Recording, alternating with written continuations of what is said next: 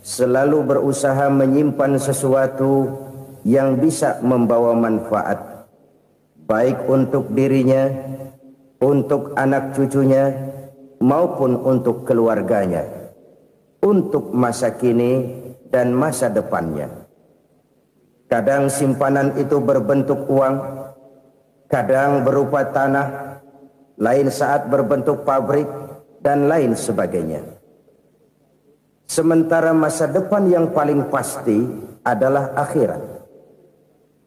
Jika untuk masa depan dunia kita rela memeras keringat, membanting tulang, pergi pagi dan pulang petang, menyimpan uang, menyimpan tanah, menyimpan pabrik, pernahkah kita merenung jika satu saat kiamat datang, kita dibangkitkan dari kubur masing-masing, berdiri di padang mahsyar untuk mempertanggungjawabkan seluruh kegiatan hidup kita di dunia ini, lalu kita akan menuju ke alam akhirat.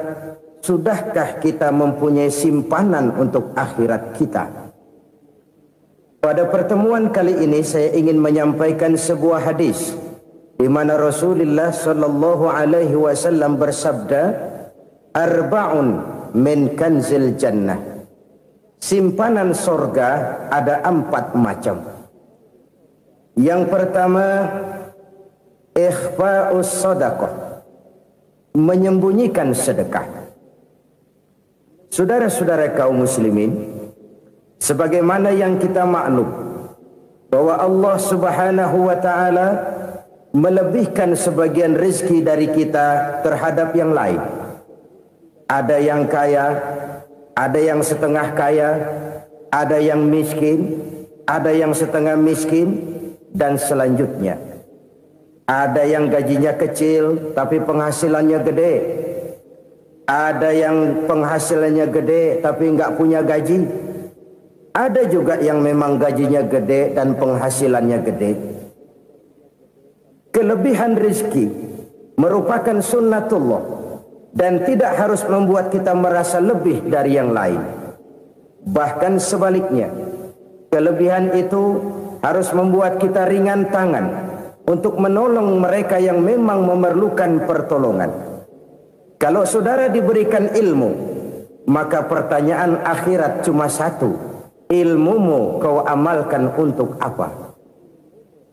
Kalau saudara diberikan umur yang panjang, pengadilan akhirat juga bertanya satu, umurmu kau habiskan di mana? Tapi kalau saudara diberikan harta, pengadilan akhirat akan bertanya 2, hartamu kau dapat dari mana, kau belanjakan kemana? Dari mananya ditanya dan kemananya juga ditanya. Oleh karena kita akan dimintakan pertanggungan jawab, maka amanah yang bernama harta ini harus kita gunakan dengan sebaik-baiknya.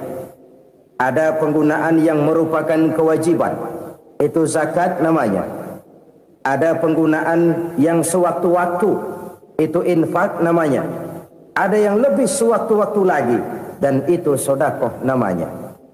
Zakat dia terikat oleh haul dan nisab, oleh putaran batas waktu dan ukuran dari harta itu sendiri.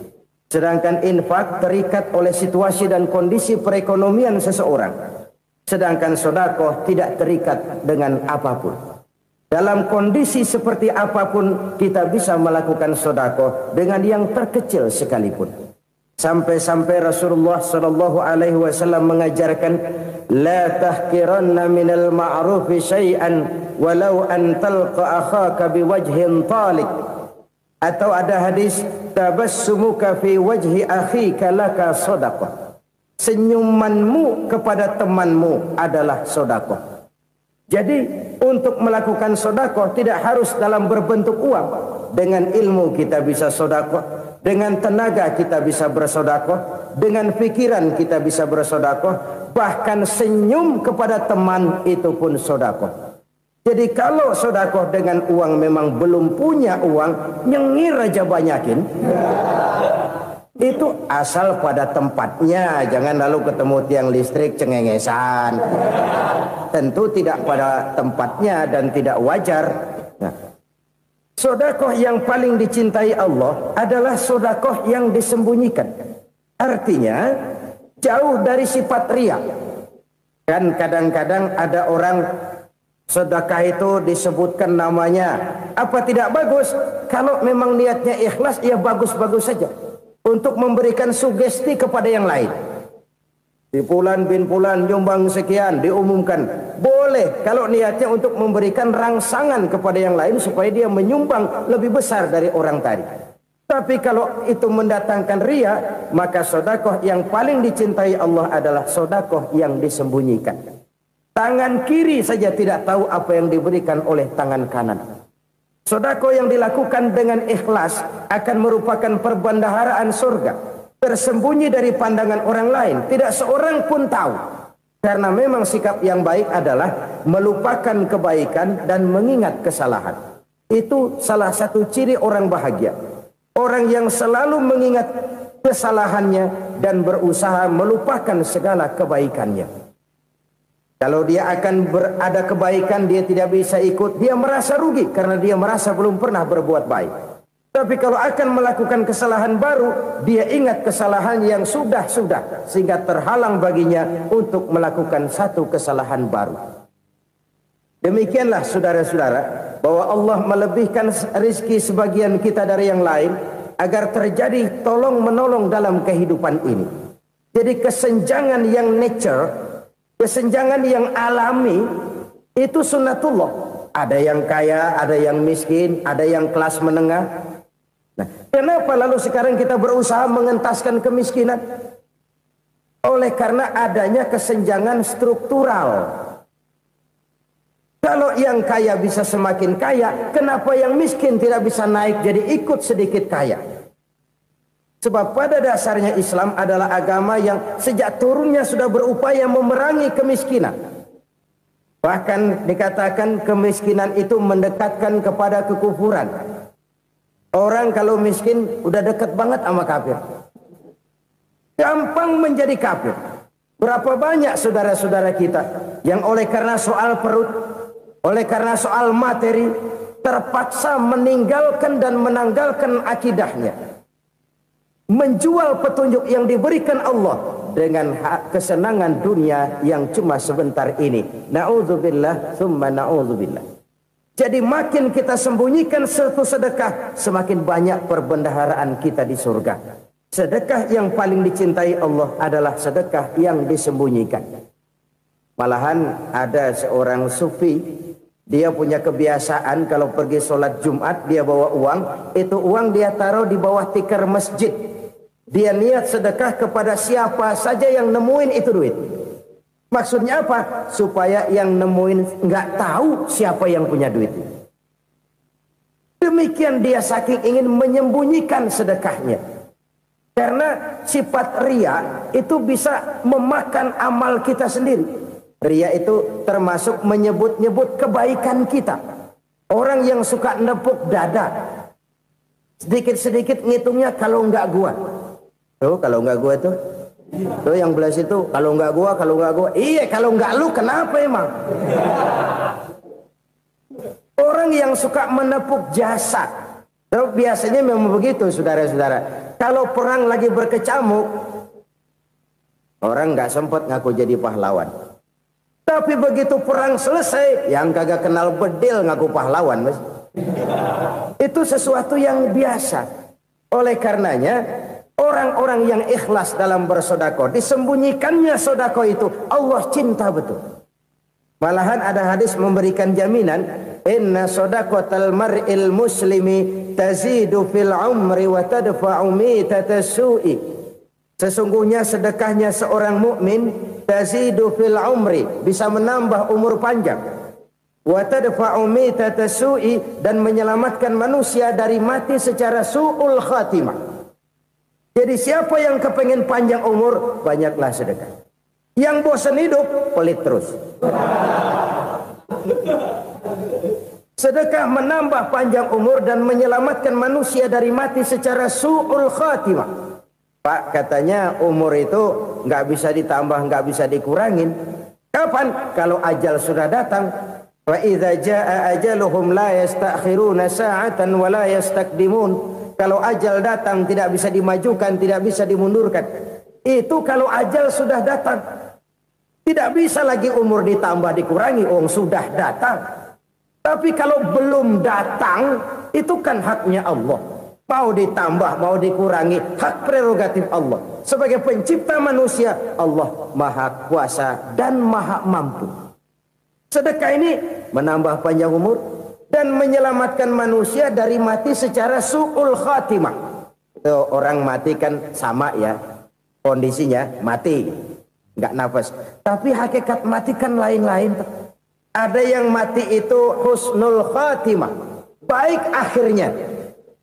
Misalnya lagi ngaji mati, lagi sholat mati, lagi sedekah mati. Ini yang dinamakan dengan husnul khatimah, baik di akhirnya. Sebaliknya ada yang su'ul khatimah, jelek di akhirnya. Ini yang jadi catatan akhir. Lagi nyekek botol, mampus. Lagi banting kartu, modar. Su'ul khatimah, jelek pada akhirnya. Sedekah menyelamatkan manusia dari mati secara su'ul khatimah. Dan kita semua kepengen mendapat husnul khatimah, jauh dari su'ul khatimah.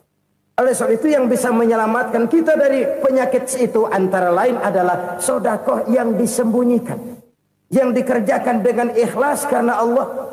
Tidak karena kepengen dipuji orang, tidak karena ingin dikatakan orang pemurah, sebab orang dermawan itu orang yang memberi tanpa harus diminta.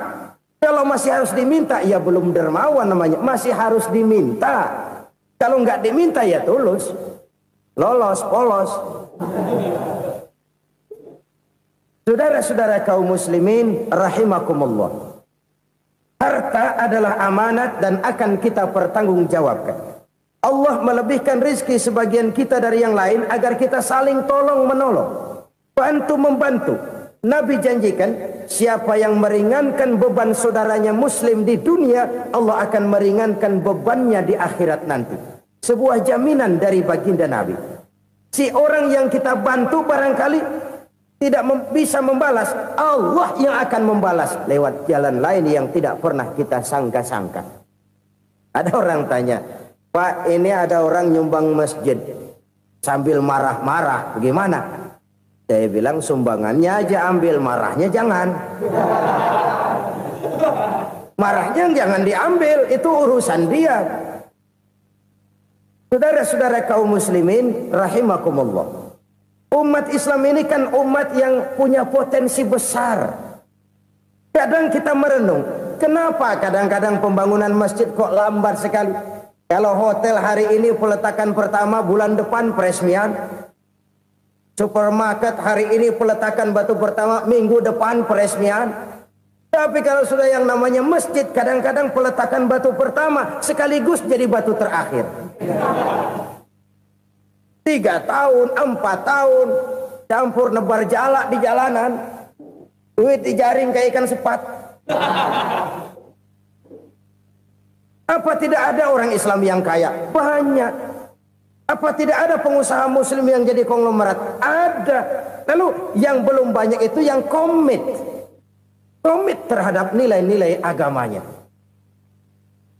Akhirnya kita jatuh jadi umat yang lemah. Belum ada pengusaha konglomerat muslim buka pabrik supermi cap bedug misalnya umpamanya atau pabrik kecap cap sorban supaya identitas keislamannya sedikit kelihatan. Kita jatuh jadi umat yang lemah karena potensi tidak terinventarisir dengan baik. Kita ini ibarat kompor yang cuma matengin nasi orang lain. Potensi kita dimanfaatkan oleh orang lain. Ukhuwah Islamiyah kita baru terbatas kepada silaturahmi. Ukhuwah di bidang ekonomi kita lemah, ukhuwah di bidang kebudayaan kita lemah, apalagi ukhuwah di bidang politik kita lebih rapuh lagi. Padahal ukhuwah itu adalah totalitas kehidupan manusia, menyangkut ipolek sosbud, memerlukan nilai-nilai ukhuwah. Jadi oleh karena itu mari kita menyadari di dalam harta kita, walaupun kita yang cari, pergi pagi, pulang sore, peras keringat, banting tulang, di sana ada harta anak yatim. Di sana ada hak masjid. Di sana ada hak pesantren, di sana ada hak jihad. Berbahagialah seseorang apabila dia oleh Allah dijadikan keran. Keran itu menyimpan air, tapi tidak untuk dirinya, tapi disalurkannya kepada mereka yang memang memerlukannya. Saudara-saudara kaum muslimin rahimakumullah, ini yang pertama. Jadi perbendaharaan surga adalah menyembunyikan sedekah. Orang lain nggak tahu, kita pun nggak pernah ngitung-ngitung. Kita anggap lewat begitu saja, padahal itu deposit akhirat. Satu. Yang kedua, perbendaharaan surga itu apa? Wa kitmanul musibah, menyembunyikan kesulitan. Kadang orang takut menghadapi kesulitan. Tapi makin kita merenung, hidup ini kan sebenarnya urusan. Takut sama urusan, ya jangan hidup. Tandanya orang hidup itu kalau punya urusan. Urusan melupakan problem. Problem sering menimbulkan kesulitan. Kesulitan bukan untuk ditakuti, tapi untuk diatasi dan dicarikan jalan keluarnya. Siapa sih orangnya yang gak pernah sulit-sulit? Makin tinggi status sosialnya, makin gede urusannya. Makin tinggi kualitas imannya, makin berat tingkat kesulitannya. Cuma memang yang namanya enak itu seperti pelangi. Biang lala itu nggak pernah di atas kepala kita, di atas kepala orang melulu. Lu sih enak lu, kata kita. Dia juga bilang yang enak kan lu. Pelangi itu nggak pernah di atas kepala kita. Kata tukang beca, aduh enak ya naik Mercy. Kata tukang beca, apa yang di dalam mobil Mercy? Aduh enak bener tukang beca, di jok ngeringkuk ngorok pulas bener. Saya kamar pakai AC sejuk, tempat tidur sutra empuk, alga spring bed, gula kulik nggak bisa pulas kalau belum minum Valium, belum tidur. Enak bener tukang beca, di jok ngorok nggak tahu wetan kulon. Si tukang beca bilang yang di Mercy enak, yang di Mercy bilang tukang beca enak. Inilah enak. Nggak pernah di atas kepala kita, di atas kepala orang lain melulu enak itu. Nah, saudara-saudara, yang merupakan perbendaharaan surga itu orang yang bisa menyembunyikan kesulitan, baik pribadi ataupun rumah tangga. Nih terutama rumah tangga yang jadi soalnya. Kadang-kadang kita ini kalau senang, sebaliknya kalau senang kita diam, kalem aja, cuek. Banyak banget duit kita, bawaan diam aja udah. Malah ketemu orang takut. Tapi begitu susah, sekampung tahu. Padahal Nabi mengajarkan perbendaharaan surga itu menyembunyikan musibah, menyembunyikan kesulitan. Kalau enak, cerita sama orang-orang. Kalau nggak enak, rasain sendiri, tekan sendiri, atasin sendiri. Kita kan sebaliknya. Senang kita diam. Asal lagi susah, paling tidak kita nyari teman buat cerita kesusahan.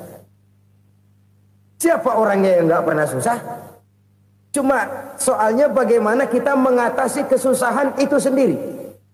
Begitu juga misalnya kalau orang sudah berumah tangga, itu orang tuanya harus menjadi tempat dia cerita yang enak-enak saja. Yang nggak enak rasain berdua, selesaikan berdua, atasin berdua. Jangan dibalik. Asal senang diam, giliran susah saja. Maknya laporan. Terbalik, bisa menjaga security informasi. Maka nama bayam keluar diam, malah seluitan. Enak amat lo makan daging ayam. Security informasi. Saudara-saudara kaum muslimin rahimakumullah. Ujian yang terberat itu yang pernah diberikan kepada para nabi, para rasul, para aulia, para ulama. Makin tinggi keimanan, makin berat bentuk kesulitan. Ayo saya kemukakan satu contoh saja. Ada seorang nabi yang kaya, nabi kaya, namanya Nabi Ayub. Iblis kalau orang begini kan keki, ibadahnya rajin, kaya. Nih yang kayak begini susah digodain. Kalau ibadahnya rajin, miskin, kali bisa disogok. Sini imannya mantap, ibadahnya rajin, kaya, nabi lagi. Oh, tapi namanya iblis nggak kurang akal. Laporan, Tuhan, kenapa Les? Ya ini bahasa saya, bahasa Qurannya sih nggak gitu. Itu hambamu yang namanya Ayub, dia rajin ibadah cuma karena dikasih kaya aja. Coba kasih miskin dia, berhenti dia sembahyang. Ah, kamu bisa aja. Saya tahu Ayub itu hambaku yang ikhlas. Saya buktiin Tuhan, silahkan.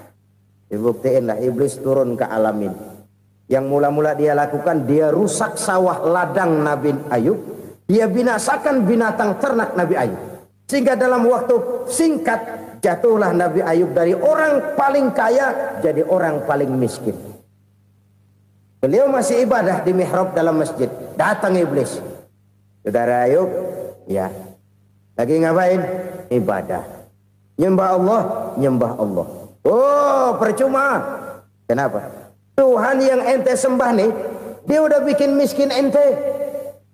Sawah ladang ente hancur lebur, binatang ternak binasa. Sekarang ente jadi orang paling miskin.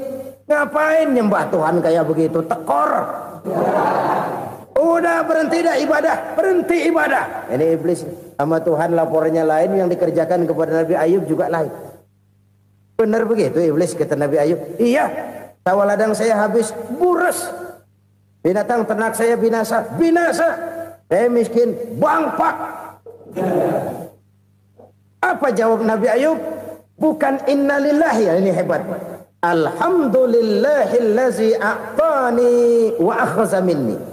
Segala puji bagi Allah yang telah memberikan harta kepada saya dan sekarang mengambilnya lagi.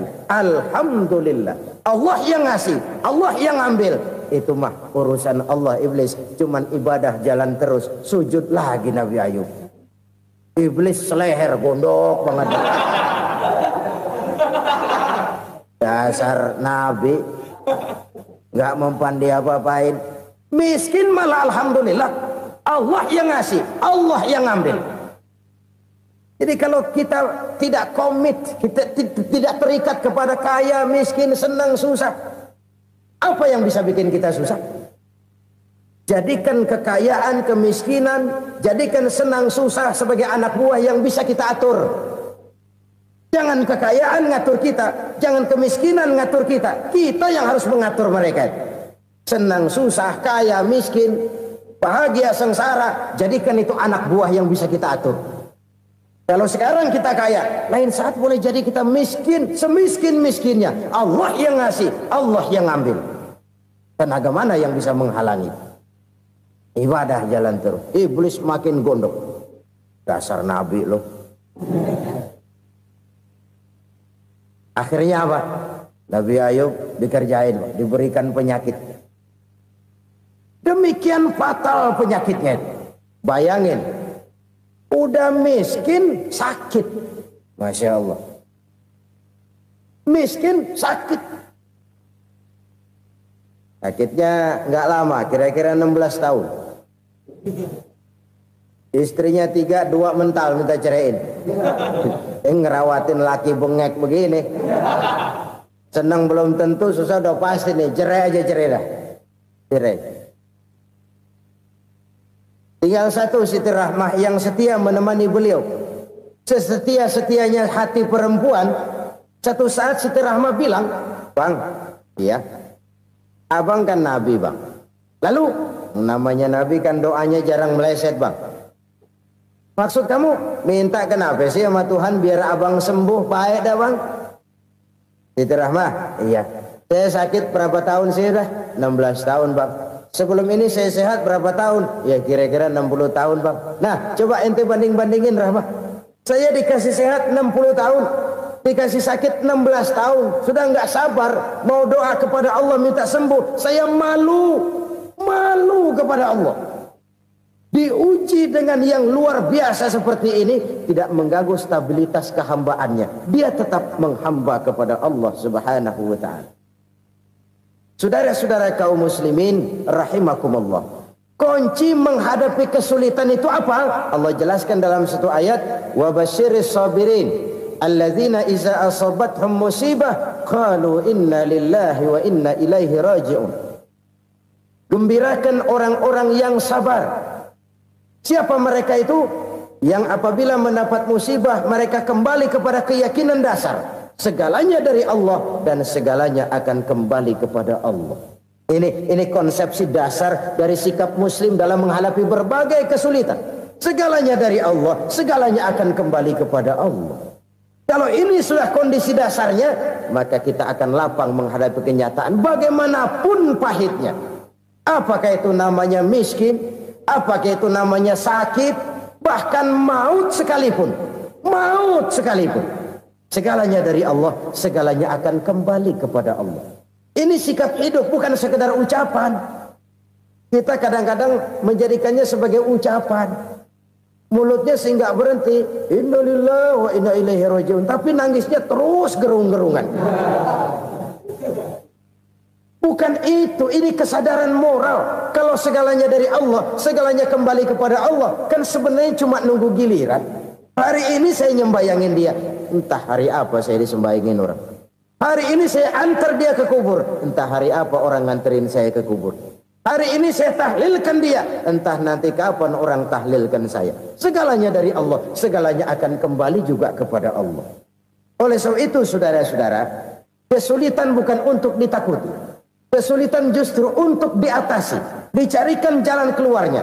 Dan tidak ada orang yang tidak pernah mendapat kesulitan. Tidak ada. Semakin tinggi status sosial, semakin tinggi kualitas keimanan, semakin besar juga tingkat kesulitan. Hanya saja bagaimana cara kita mengatasinya. Dan Al-Quran menyatakan, inna ma'al usri yusra. Di balik kesulitan itu pasti ada kemudahan. Roda itu berputar.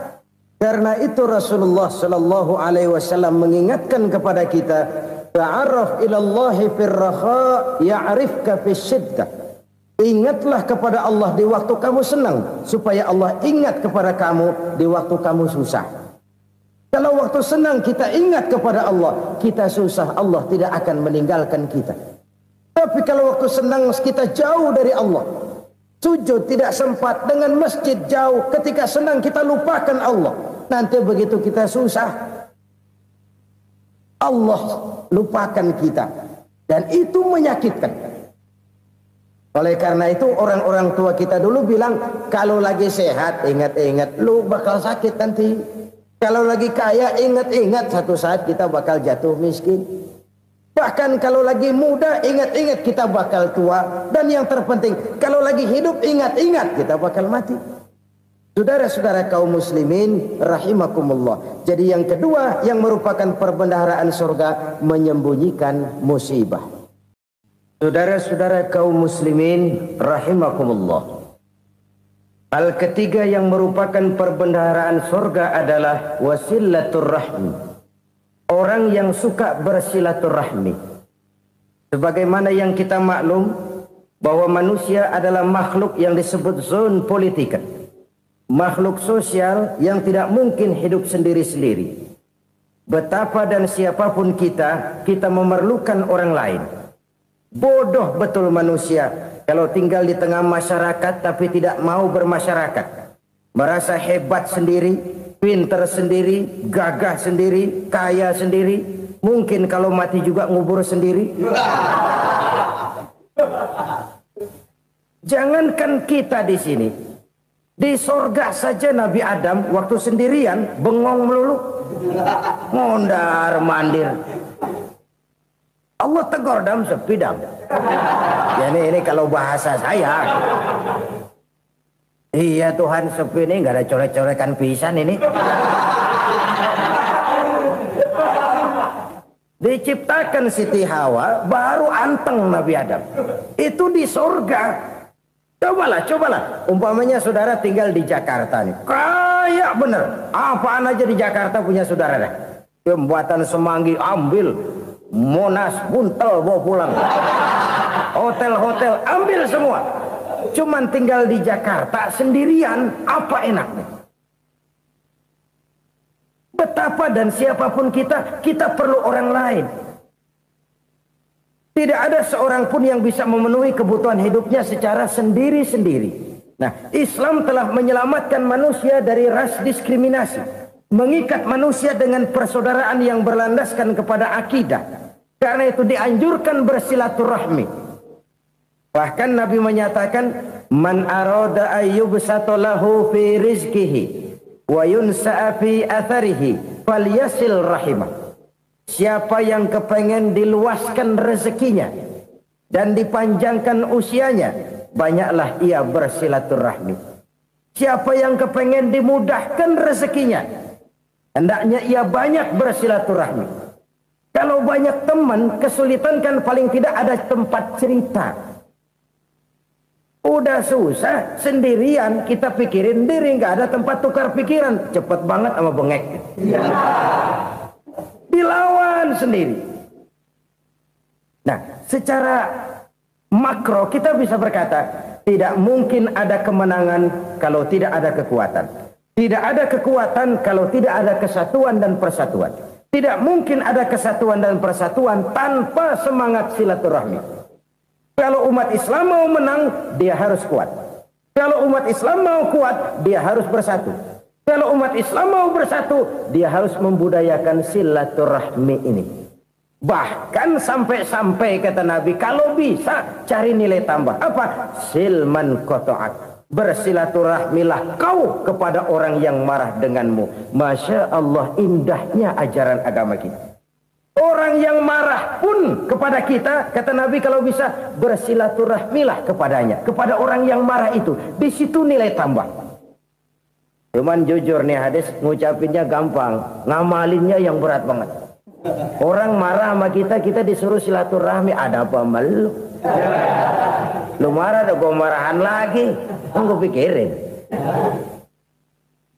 Saudara-saudara kaum muslimin rahimakumullah. Tapi ini yang diajarkan, bahkan ini yang dicontohkan oleh baginda Rasul. Bagaimana begitu mudah, misalnya satu saat Abu Jahal ini ngatur strategi bagaimana bikin Muhammad celaka. Dia gali lubang di depan tempat tidurnya. Dia tutupin daun korma.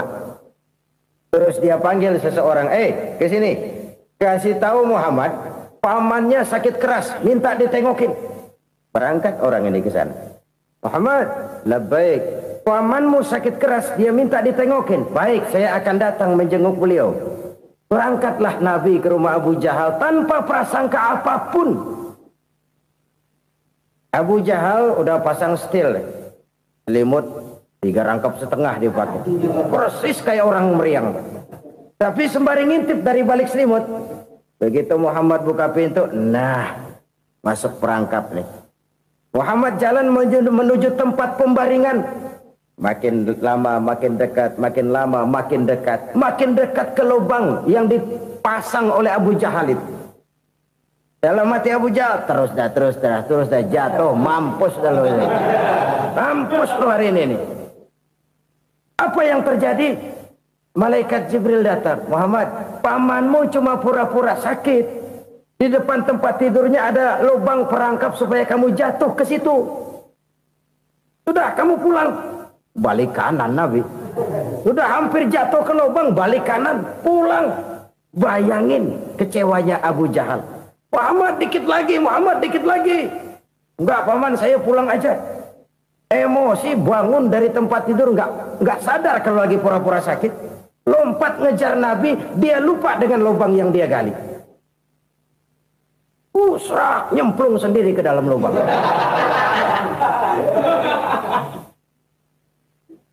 Nabi terus berlalu. Ini terjadi keanehan. Jatuh ke lubang yang dia gali itu sebenarnya nggak terlalu dalam ya, antara 3-4 meteran lah.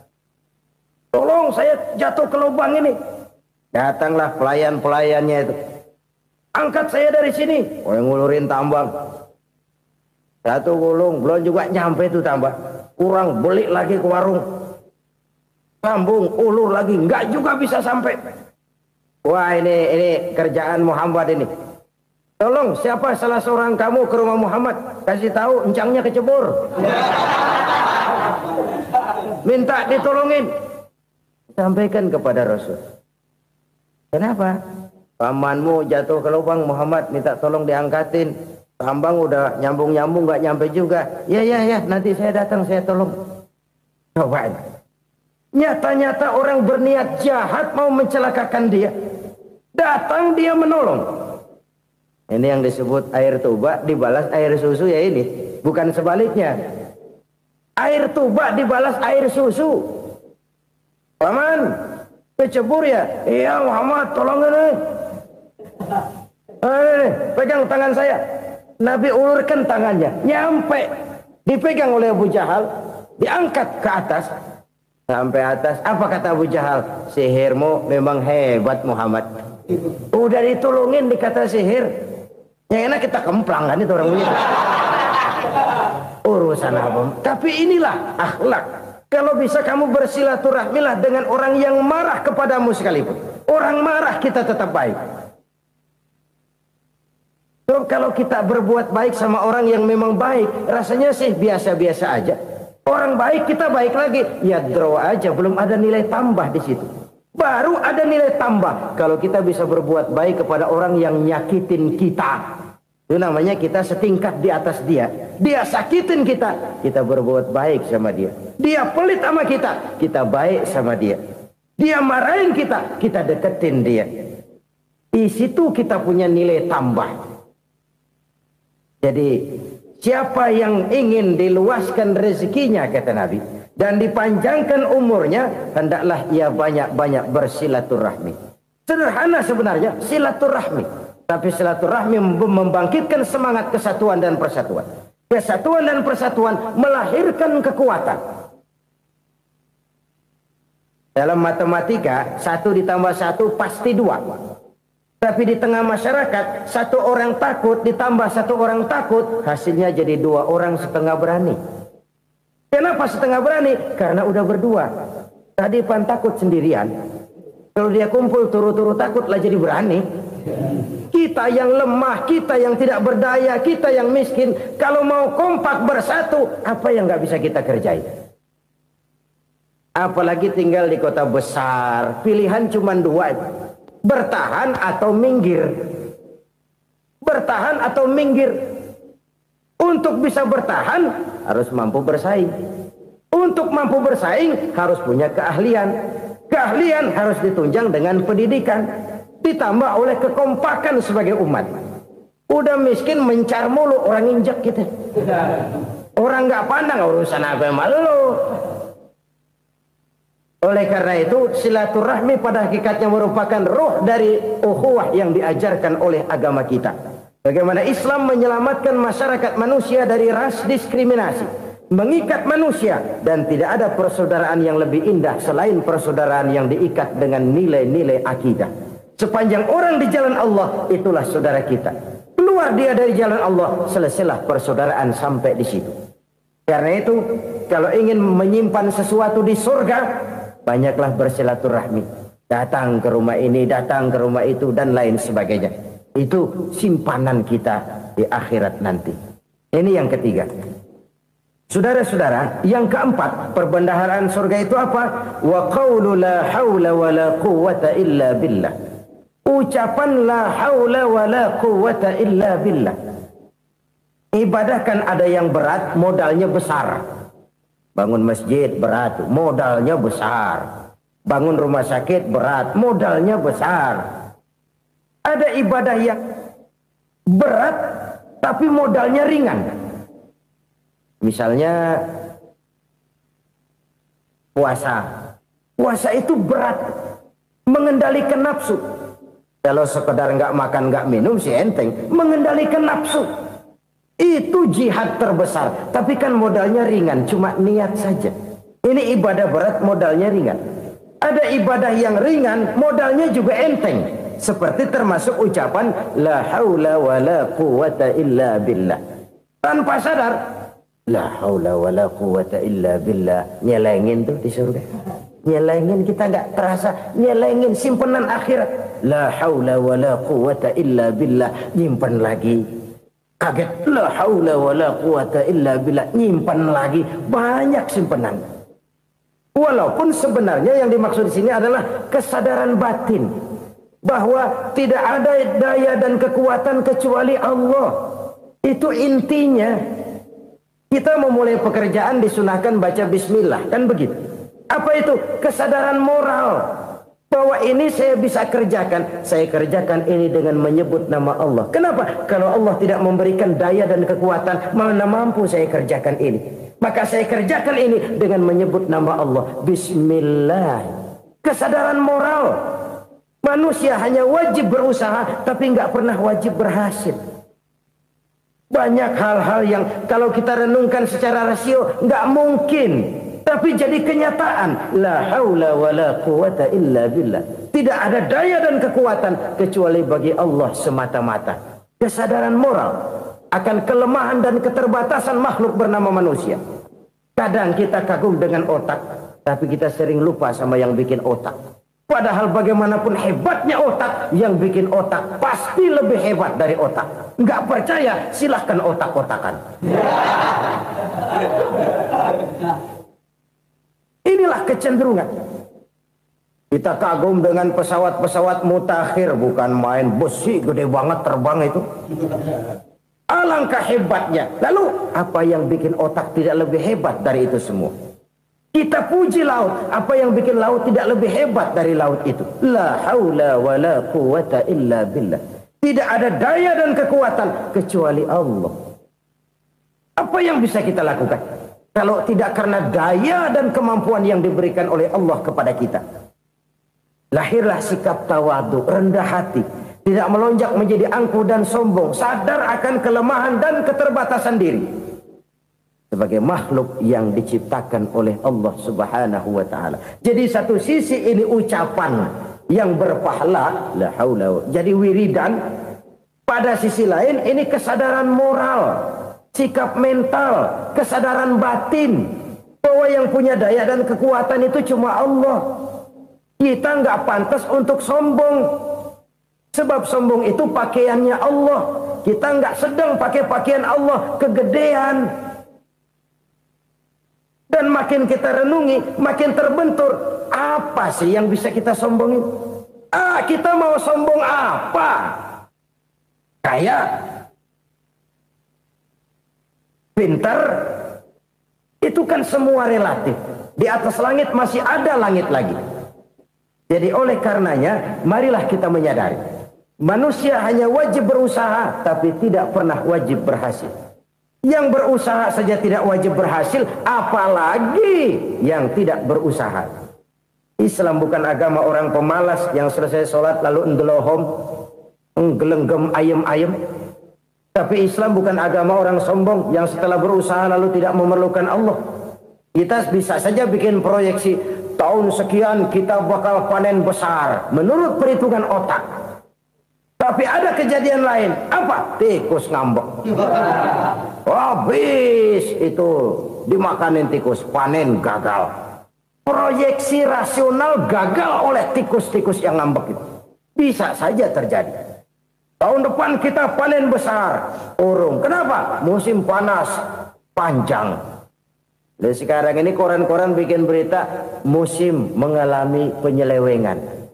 Bukan cuma manusia yang nyeleweng sekarang. Musim pakai nyeleweng. Mestinya kan musim hujan udah selesai, masih hujan-hujan juga. Musim. Nah sekarang kita boleh bikin proyeksi, kita bakal panen besar. Tahu-tahu musim panas panjang, sawah retak, air kering. Cari teknokrat yang paling botak, suruh pendekin tuh musim panas. La haula wa la quwata illa billah. Inilah kesadaran moral. Saudara, saya teringat satu saat ada seorang konglomerat. Umurnya ya kira-kira 70-an. Suatu saat dia ditanya oleh wartawan, "Pak, umur Bapak berapa sih?" "Ya paling 10 tahun." 10 tahun? 10 tahun? Anak Bapak berapa orang? Satu saja? Satu. Harta Bapak berapa? Ya paling-paling bangsa 7 juta kali. 7 juta? Iya. Pak, kenapa Bapak bohongi saya? Bapak punya buku biografi. Koran-koran, majalah-majalah banyak memuat cerita riwayat hidup Bapak. Saya tahu umur Bapak 70. Kenapa bilang cuma 7 tahun? Saya tahu anak Bapak 8. Kenapa cuma bilang 1? Saya tahu harta bapak miliaran, mungkin triliunan, pabrik di mana-mana, bank di mana-mana. Kenapa bilang uang bapak cuma 7 juta? Nah, kata si konglomerat tadi, kamu benar nak, kamu benar. Umur saya kalau jumlahnya memang 70 nak. Cuman ingat-ingat saya, baru 7 tahun terakhir ini saya sujud. Baru 7 tahun terakhir ini saya berusaha dekat dengan Allah. Saya laksanakan perintahnya, saya jauhi larangannya. 7 tahun inilah rasanya yang ada nilainya di hadapan Allah. Yang 63 tahun matong, kelabu, kelem umur gue. Habis untuk maksiat, untuk munkarat. Maka ketika ditanya tadi, umur saya 7 tahun itu. Oh begitu Pak. Oh iya. Lalu anak Pak. Anak bapak kan 8. Kenapa bilang cuma 1? Nah, kalau jumlah hitungannya memang anak saya 8. Tapi dari 8 orang ini rasanya cuma 1 nih. Yang bakal jadi buah hati, belahan jantung. Pelanjut cerita, penerus sejarah. Bakal jadi anak soleh yang akan mendoakan saya. Cuma 1 rasanya anak saya ini yang bakal jadi buah hati saya. Besar-besaran saya. Yang akan mendoakan di kubur saya. Yang akan mendoakan di akhirat saya. Yang 7 orang mana, Masya Allah, yang atu tenggeng, yang atu nyekek botol ngolo, yang atu nggak karu-karuan. Makanya saya bilang 1 anak saya yang akan bisa mendoakan saya. Oh begitu Pak. Iya. Nah harta Pak, harta bapak kan triliunan, pabrik bapak di mana-mana, uang bapak hampir di tiap bank-bank besar. Kenapa bilang cuma 7 juta? Betul kau nak. Harta saya kalau jumlahnya memang miliaran, triliunan mungkin. Tapi yang saya ingat baru 7 juta tuh yang saya belanjakan di jalan Allah. Saya nyumbang masjid, saya santuni yatim piatu, saya bantu pembangunan pesantren, saya bantu pembangunan rumah sakit Islam. Itu yang akan saya bawa pulang ke akhirat, yang 7 juta itu. Yang triliunan itu nanti akan diperebutkan oleh anak-anak saya sebagai waris saya. Jadi harta saya 7 juta itu yang bakal nemenin saya di akhirat. Yang akan saya bawa pulang jadi teman saya. Saudara-saudara kaum muslimin, jangan-jangan orang tua itu adalah kita-kita ini. Jangan-jangan kita-kita ini adalah orang tua itu. Jangan-jangan itu potret dari diri kita masing-masing. Dari sekian umur yang diberikan Allah, berapa tahun yang ada nilainya di hadapan Allah? Dari sekian anak-anak yang merupakan amanah, berapa yang akan mendoakan kita sebagai orang tuanya menjadi anak soleh? Dari sekian banyak harta yang diberikan Allah, berapa yang akan kita bawa pulang menghadapnya nanti, yang kita belanjakan di jalan Allah? Ini sebuah potret kehidupan. Karena itu kita kembali kepada la haula wa la quwwata illa billah. Kita wajib berusaha, kita wajib berikhtiar. Selebihnya, segala daya dan kekuatan hanya milik Allah saja semata-mata. Satu kesadaran batin dari setiap pribadi muslim. Setelah ia berusaha dan berikhtiar, ia menyerahkannya kepada Allah Subhanahu wa ta'ala. Jadi, satu sisi ini merupakan wiridan ucapan yang mengandung pahala. Pada sisi lain, ini merupakan sikap batin dari seorang muslim di dalam ia menghadapi realitas kehidupan ini. Saudara-saudara kaum muslimin, rahimakumullah. Kalau ini kita jadikan satu basis kehidupan, maka ini akan menyelamatkan manusia dari kemungkinan tergelincir menjadi orang yang lupa diri dan lupa darat. Sebab itu Imamul Ghazali berpesan, jadidis safinah fa innal bahra amiq wa khuziz zad fa inna safara ba'id wa khaffifil hamla fa innal hamla sadid. Perbarui selalu kapalmu karena lautan sangat dalam. Bawa bekal yang banyak karena perjalanan ini sangat jauh. Ringankan beban karena kebanyakan beban akan menyakitkan. Alangkah indah kalimat ini, alangkah dalam makna yang terkandung di sana. Perbarui selalu kapalmu karena lautan sangat dalam.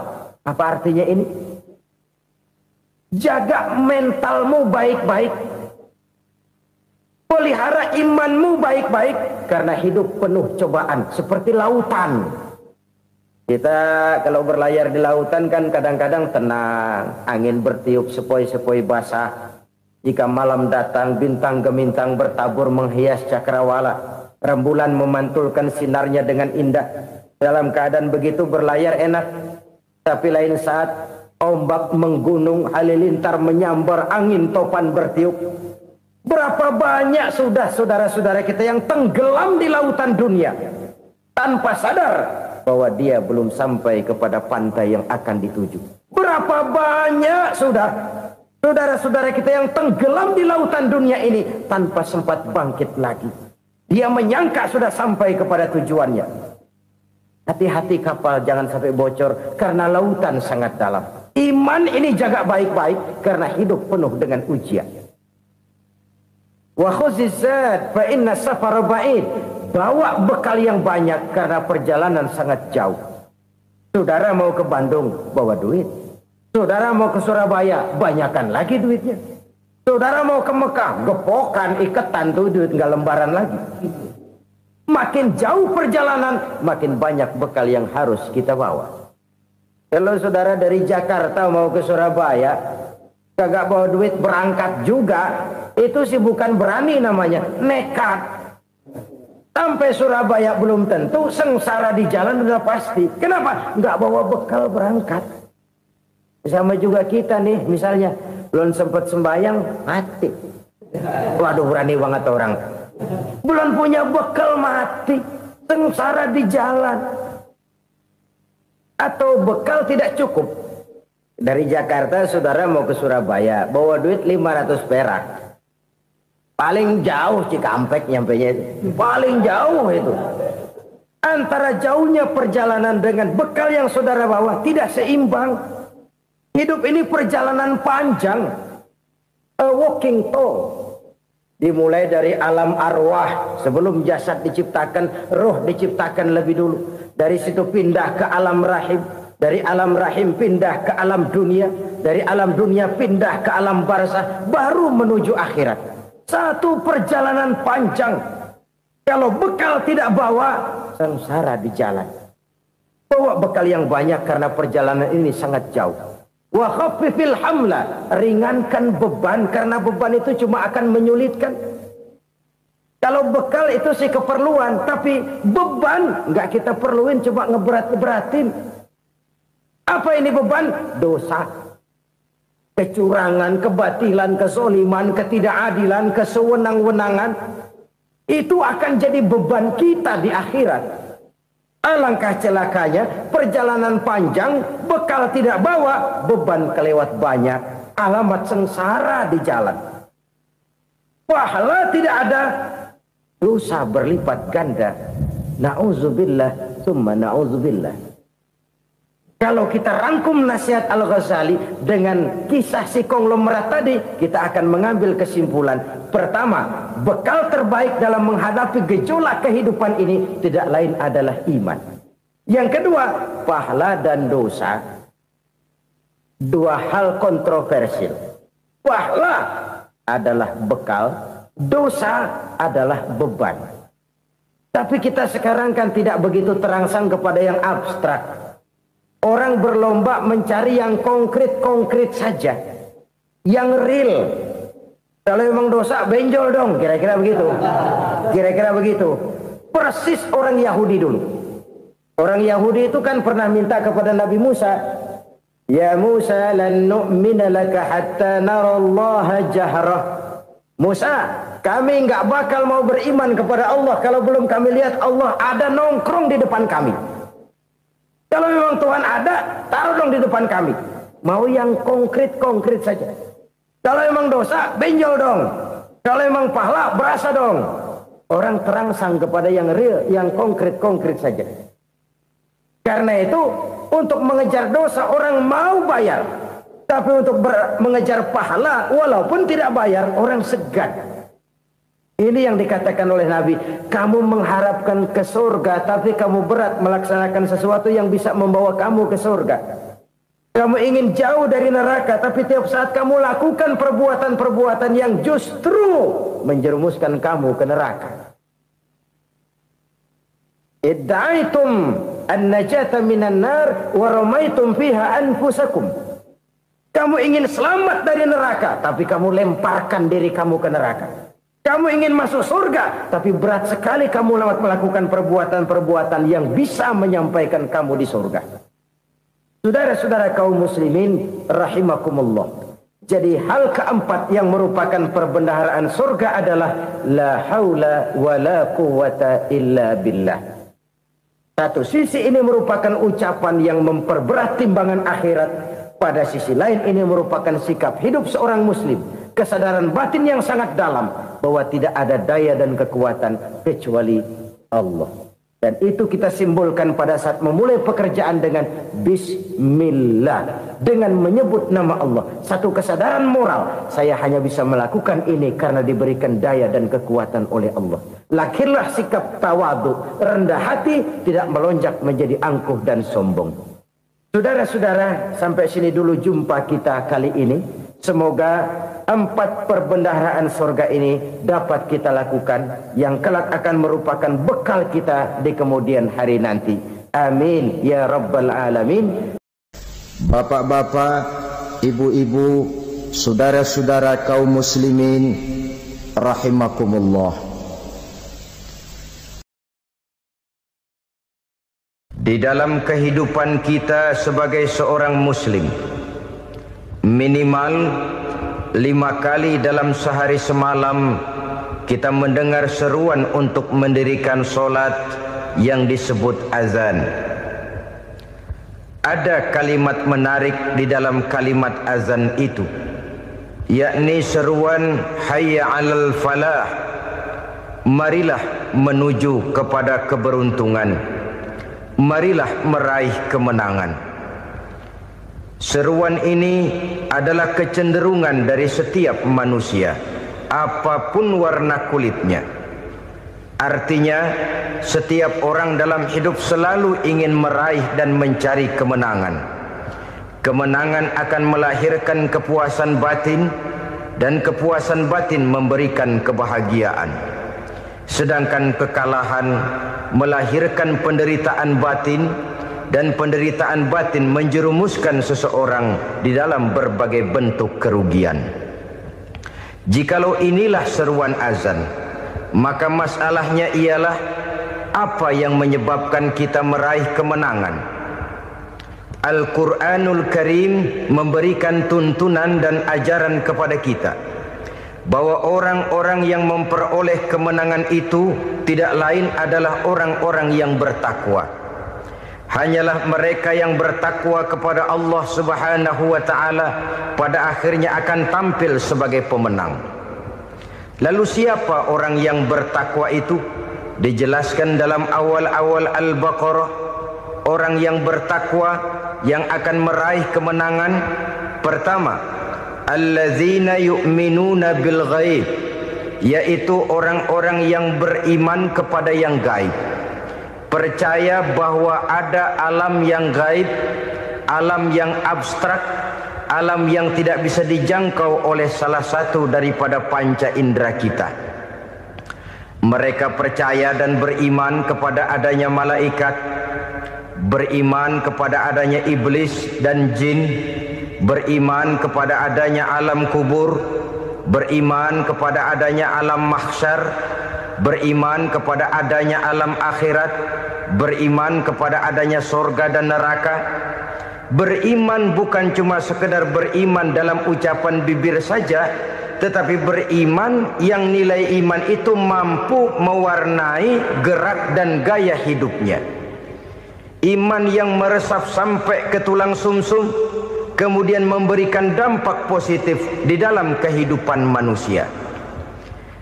Alam, kita tahu, adalah sesuatu yang selain Allah, dan Allah bukanlah alam. Apapun namanya selain daripada Allah, itu adalah alam. Alam pada hakikatnya terbagi menjadi 2. Ada alam syahadah, alam nyata, alam konkret, alam yang bisa dijangkau oleh salah satu indera kita. Kemudian ada alam ghaib, alam yang tidak bisa dijangkau oleh panca indera kita, alam metafisika, alam abstrak, alam yang wajib kita imani keberadaannya. Kita percaya bahwa malaikat itu ada, Kita percaya kepada jin, bahwa jin itu ada. Kita percaya kepada adanya iblis dan setan. Bukan percaya kepada iblis dan setannya, percaya bahwa iblis dan setan itu ada. Itu termasuk salah satu daripada sifat orang yang bertakwa kepada Allah. Saudara-saudara kaum muslimin rahimakumullah, kecenderungan pembangunan yang lebih bersifat materialistis biasanya menggeser aspek kehidupan rohani. Orang berpikir empiri, dan dalam pola pikir yang demikian maka alam gaib tidak lagi mendapat perhatian. Aspek kehidupan yang bersifat rohaniah malah mulai ditinggalkan. Akibatnya terjadilah kepincangan di dalam kehidupan kita. Pernah ada satu pengalaman pribadi dalam perjalanan kembali ke tanah air. Dalam pesawat di sebelah kanan saya duduklah seorang Jerman namanya Heiner Simonsen. Iseng saya ajak kenalan, saya ajak ngobrol, saya tanya dia. Saya bilang, Mas Heiner ini, kalau pesawat yang kita tumpangi ini jatuh ke bawah, kira-kira apa yang bakal terjadi, Mas? Dia bilang, kita semua akan mati. Begitu? Iya. Oke. Apa itu mati? Tanya saya. Dia bilang, untuk tahu apa itu mati, kita harus tahu lebih dahulu apa itu hidup. Saya pikir nih bule bisa ngomong juga. Baiklah kata saya. Apa hidup menurut Anda itu? Oh, hidup itu dia bilang, kalau seluruh anggota badan kita bekerja secara normal, paru-paru memompa darah secara normal, jantung berdetak secara normal, sel-sel tubuh bekerja secara fit, dan organisme tubuh hanya mau bekerja secara normal, dia bilang, kalau kita memberi makan yang cukup, menu yang teratur, dan gizi yang lengkap. Saya bilang, kesimpulannya apa, Ner? Dia jawab, hidup adalah dari tangan ke mulut. Life is from the hand to the mouth, kata dia. Hidup adalah dari tangan ke mulut. Jadi masalah hidup tidak lebih daripada masalah isi perut. Orang pergi pagi, pulang sore, peras keringat, banting tulang, perut yang dibelain. Saya bilang, you are wrong. Sampean salah, Ner. Kamu orang Islam bukan? Bukan. Pantas. Kenapa saya salah? Dia bilang, ya jelas salah. Salahnya di mana? Kamu ini manusia. Kalau hidup cuma dari tangan ke mulut, saya bilang, kambing di kampung saya juga begitu pikirannya, Ner. Itu kambing di kampung saya, asal perutnya kenyang, sudah hidup dia. Perkara besok bagaimana, lusa prospeknya macam mana, bulan depan ada apa, kambing nggak pernah mikir. Di kampung saya kambing juga pikirannya begitu. Kamu Kristen ya? Tadinya. Loh kok tadinya, lalu apa sekarang kamu ini? Dia bilang, sekarang saya netral. Saya tidak beragama, tapi saya percaya kepada Tuhan sebagai pencipta alam. Saya ingat benar dia bilang, I haven't any religious, but I believe to God as the creator of the world. Kenapa bisa netral begitu, Ner? Habis saya bingung katanya. Islam bilang Islam baik, Kristen bilang Kristen baik, Hindu Buddha bilang Hindu Buddha baik, semua agama baik. Saya netral sekalian, nggak beragama. Yang penting saya percaya kepada Tuhan. Saya bilang, Ner, kamu ini kayak orang mau beli celana, lalu bingung. Yang satu bilang Levi's bagus, yang satu bilang Blue Jean hebat, yang satu bilang Wool England hebat. Celana ini hebat, celana itu bagus, celana ini hebat. Semua celana bagus, kamu bingung. Akhirnya netral, tidak pakai celana. Itu juga salah. Saya pikir-pikir, kemudian saya melihat bahwa dua pola berpikir Heiner ini nampaknya sudah mulai menggejala di lingkungan masyarakat bangsa kita. Disadari atau tidak, secara jujur kita harus berkata, dua pola pemikiran Heiner ini mulai berkembang di tengah masyarakat bangsa kita. Pertama, pola pikir materialisme. Hidup adalah dari tangan ke mulut. Masalah hidup tidak lebih masalah isi perut. Itu yang perlu dibela, dan disitulah arti kehidupan. Pergi pagi, pulang sore, peras keringat, banting tulang untuk mempertahankan perut. Kalau sudah kemari cara orang berpikir, maka buat apa percaya kepada yang gaib? Untuk apa sholat? Untuk apa puasa? Untuk apa zakat? Untuk apa menghadiri majelis taklim? Tanpa kepercayaan kepada yang gaib, hidup berjalan menurut alur empiris dan materialis. Kalau sudah ke sana cara orang berpikir, biasanya orang lalu cenderung menghalalkan segala cara. Hanyalah orang yang percaya bahwa akhirat ada. Hanyalah orang yang percaya bahwa alam kubur itu ada. Hanyalah orang yang percaya bahwa malaikat itu ada, hidupnya akan lebih terarah dan terkendali. Karena kepercayaan kepada yang gaib, yang merupakan fase daripada kehidupan setelah hidup yang sekarang ini, mewarnai gerak pribadi seseorang di dalam dia melakukan kegiatan hidupnya. Pola berpikir materialisme, disadari atau tidak, mulai menggejala di lingkungan masyarakat bangsa kita. Hidup tidak lebih dari urusan tangan ke mulut, mulut ke tangan, tangan ke mulut. Asal perut sudah kenyang, hiduplah sudah. Perkara bagaimana prospek hari yang akan datang, bagaimana akhirat, tidak jadi persoalan. Ini yang oleh Nabi diperingatkan, ad-dunya sijnul mu'min wa jannatul kafir. Dunia adalah penjara bagi orang beriman dan surga bagi orang kafir. Dulu di zaman Belanda hadis ini pernah disalah tafsirkan, disalah artikan, digunakan sebagai senjata untuk mengkebiri dan membuat impoten umat Islam. Sudahlah, umat Islam gak usah macam-macam, kata Belanda. Dunia ini kan penjara buat orang Islam, surga buat orang kafir. Di penjara jangan bertingkah.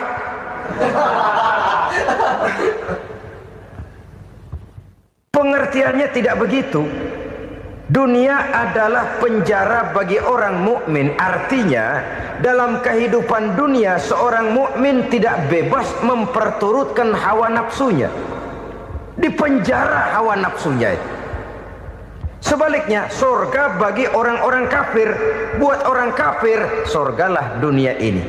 Mereka bebas memperturutkan hawa nafsunya. Dilarang tidak terlarang, dicegah pun tidak tercegah. Mereka hidup menurut alur bisikan nafsu mereka sendiri. Kemudian bila ajal datang, maut merenggut nyawa, selesailah surganya sampai di situ. Maka bagi orang-orang yang tidak percaya kepada adanya akhirat, kepada adanya alam gaib, surganya sebatas umurnya. Sekali lagi, surganya sebatas umurnya. Bila umur selesai, ajal pun datang merenggut nyawa, selesailah sudah surganya sampai di situ. Alangkah pendeknya perjalanan orang-orang yang tidak percaya kepada alam gaib ini. Bagi kita mukmin, jikalau kita mampu memenjarakan hawa nafsu, kita bisa bahagia di dunia ini. Dan Islam memang tidak menyuruh kita sengsara di dunia. Raih dunia, kejar dunia, gapai dunia sebagai alat untuk mencapai kebahagiaan di akhirat nanti. Hidup adalah satu perjalanan panjang yang terbentang sejak kita terlahir dari alam rahim sampai kepada alam akhirat nanti. Andai kata kita gagal meraih kebahagiaan di dunia, toh kita masih punya akhirat. Tapi jangan jadi dalil yang melemahkan semangat. Biarin dah kita di dunia kebelangsak, yang penting akhirat. Akhirnya dunia benar-benar kebelangsak. Bagaimana dunia ini bisa kita raih, dan bagaimana meraih dunia untuk menunjang kepentingan akhirat nanti. Yang kedua, dari pikiran Heiner yang saya lihat menggejala di lingkungan masyarakat bangsa kita, timbulnya manusia-manusia netral. Seolah-olah Tuhan yes, agama no. Sama Tuhan percaya, agama ogah. Tuhan ngangguk, giliran agama godeng. Padahal hampir dalam setiap ayat dalam Quran, kata-kata amanu biasanya bergandeng dengan wa amilus shalihat. iman dan amal soleh. Ini sebagai isyarat Tuhan dan agama jangan pernah dipisah-pisah. Apabila kita bertuhan, maka kita harus beragama. Apabila kita beragama, maka agama itu harus bersumberkan dari Tuhan yang kita imani itu. Tidak mungkin kita pisah, Tuhan yes, agama no. Sama Tuhan percaya tapi agama bikin sendiri. Sembayangnya cukup bengong 2 jam madep ngulon.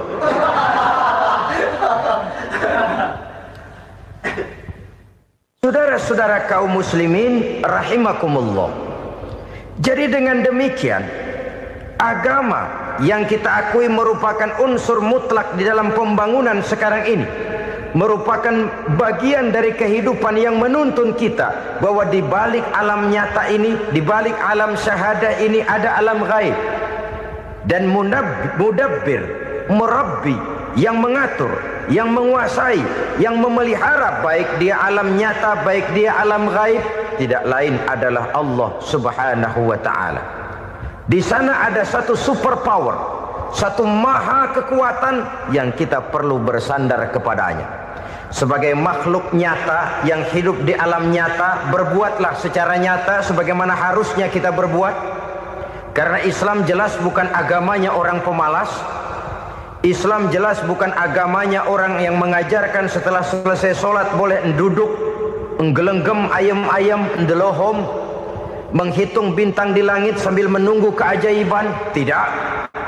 Islam adalah agama yang mengajarkan apabila sholat sudah selesai kamu kerjakan, bertebaranlah di permukaan bumi, cari karunia Tuhanmu. Jangan hidup berpangku tangan menunggu keajaiban. Karena hidup bukan undian. Jangan berharap untung besar tanpa mau peras keringat.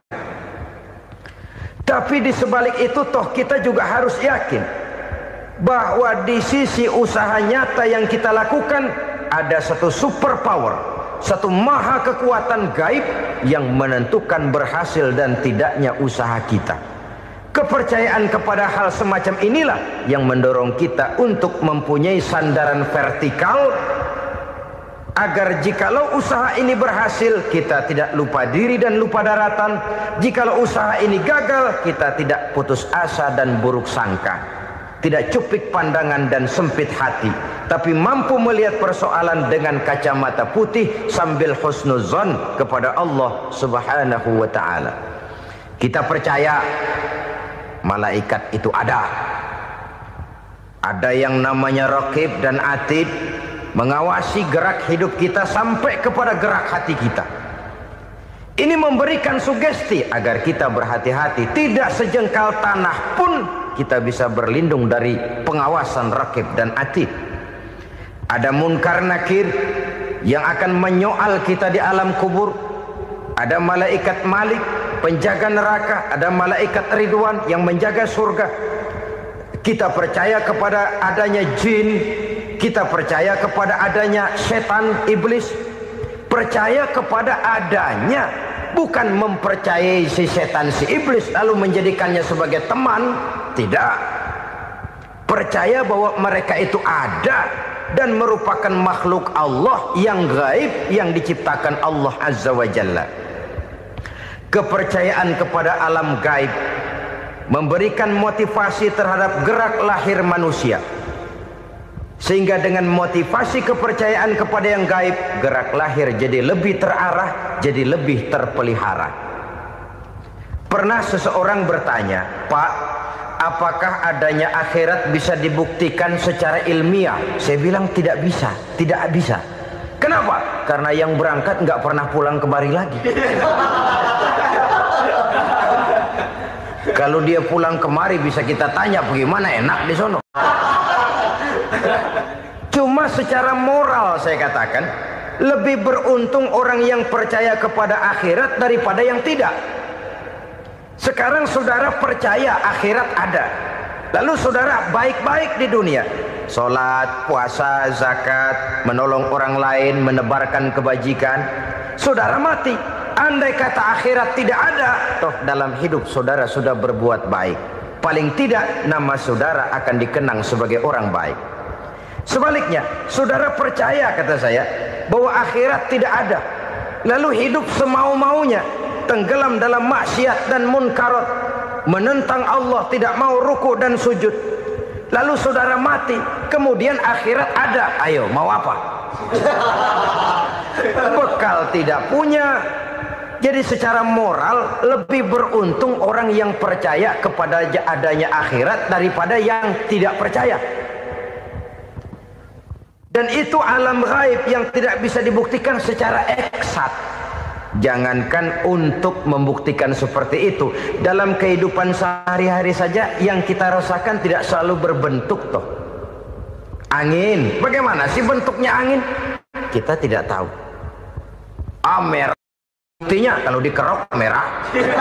Yang merah itu kulit, yang kulit kita bukan anginnya. Sakit, rasa sakit itu ada, tapi bagaimana bentuk sakit kita nggak pernah tahu. Kalau kita makan cabai pedas, bagaimana bentuk pedas itu tidak ada, tapi rasa ada. Bentuk pedas hijau, cabainya bukan pedasnya. Tidak semua yang kita rasakan bisa kita gambarkan dalam bentuk yang konkret. Oleh karena itu, sekali lagi bahwa kepercayaan kepada alam yang gaib mampu memberikan satu sugesti yang menata kehidupan seseorang lebih lurus, lebih terarah, dan lebih terkendali. Maka wajar kalau kepercayaan kepada yang gaib mengantarkan seseorang untuk meraih kemenangan. Kenapa? Dia percaya kepada yang gaib, bahwa akhirat ada, bahwa alam kubur ada, bahwa pertanggungan jawab itu ada. Maka dia lalu tidak hidup saenae udele dewe, itu loh. Tidak hidup menurut seleranya sendiri, terarah, teratur. Ini cirinya yang pertama. Orang bertakwa yang akan meraih kemenangan, mereka beriman, mereka percaya kepada yang gaib. Bahkan hal-hal konkret saja selalu berangkat dari yang gaib. Saudara-saudara, para remaja, para pemuda sekarang ini tidak pernah tahu toh siapa yang akan jadi teman hidup saudara. Kita bisa saja ngerancang, mentargetkan, tapi toh akhirnya yang namanya jodoh bukan kekuasaan kita. Rezeki di luar kemampuan kita. Begitu juga ajal. Maut, jodoh, ajal adalah contoh-contoh konkret bahwa pada akhirnya yang gaiblah yang menentukan. Bertahun-tahun ngelancong, emang jodoh seret nggak jadi.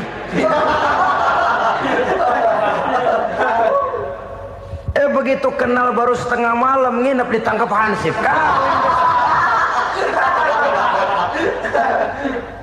Hal-hal semacam itu kadang-kadang kita berpikir suuzon, gilet, perempuannya cakep banget, lakinya rebek amat. Memang begitulah jodohnya. Memang begitulah jodohnya. Saudara hadirin ma'asyiral muslimin yang saya hormati, jadi hal-hal yang konkret saja kita yakini sepenuhnya ditentukan oleh satu superpower yang gaib itu tadi. Dari sanalah segala ketentuan itu berangkat dan kesanalah segalanya akan kembali. Maka kepercayaan kepada yang gaib meluruskan gerak hidup seseorang dan itu akan mengantarkan dia kepada meraih kemenangan. Satu. Yang kedua, wa yuqimuna shalah. Orang bertakwa yang akan meraih kemenangan itu adalah orang-orang yang mendirikan sholat. Kenapa sholat mengantarkan orang untuk meraih kemenangan? Yang jelas, inna sholata tanha anil fahsya'i wal munkar. Sholat mampu mencegah manusia dari perbuatan keji dan munkar. Banyak filsafat hidup yang terkandung di dalam sholat ini. Sejak kita wudhu sampai kita menghadap ke arah kiblat, sampai kita melakukan gerak-gerak sholat, bacaan-bacaan yang ada di dalam sholat, lalu sampai kepada mengucapkan salam. Banyak filsafat hidup yang terkandung di dalam sholat. Umpamanya saja, setelah takbiratul ihram mulai kita dengan sholat dalam posisi berdiri, diajarkan dalam kitab-kitab fikih agar kita melihat ke arah tempat sujud. Ini kan filsafat kehidupan.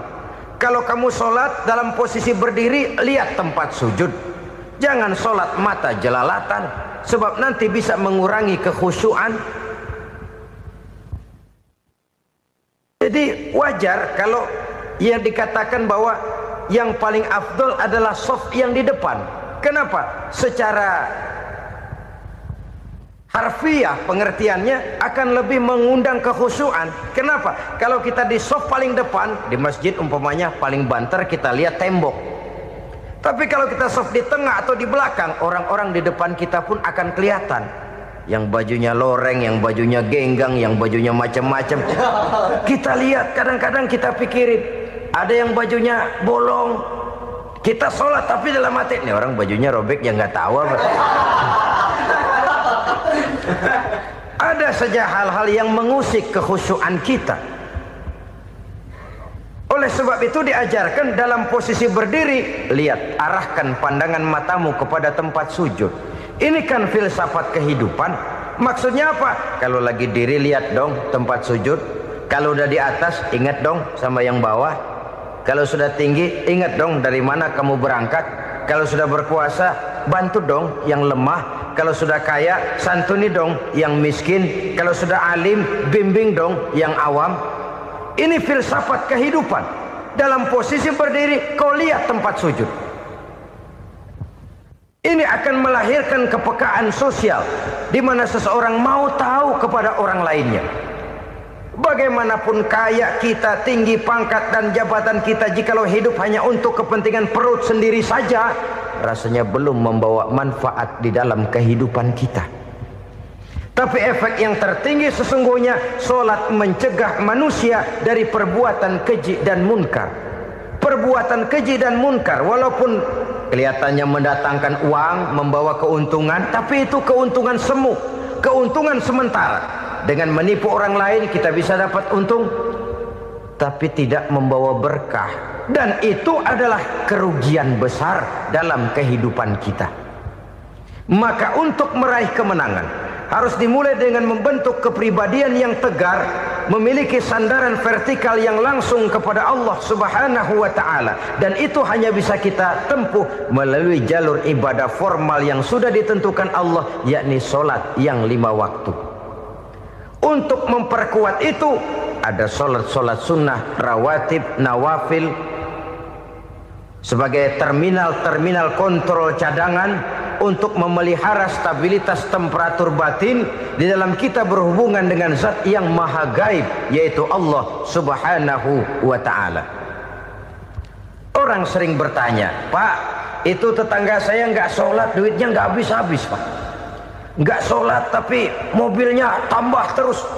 Nggak sholat tapi usahanya makin maju. Tapi di sisi lain ada orang yang rajin sholat, rezekinya butak bener. Anaknya mana kurus, mana korengan. Saudara hadirin ma'asyiral muslimin rahimakumullah. Harus saya katakan bahwa sholat memang bukan untuk cari duit. Sholat adalah sandaran vertikal kita kepada Allah. Sedangkan soal rezeki itu berkaitan dengan sifat Allah maha pengasih dan maha penyayang. Allah maha pengasih, siapapun dikasih kalau mau usaha. Allah maha penyayang, tidak semua orang disayang oleh Allah Azza wa Jalla. Dan belum tentu banyak harta itu merupakan nikmat. Mungkin juga istidraj. Artinya istidraj itu dikasih tapi diambulin, kalau bahasa Betawinya itu. Dikasih tapi diambulin, itu bukan merupakan nikmat sesungguhnya, lebih merupakan azab dari Allah Subhanahu wa ta'ala.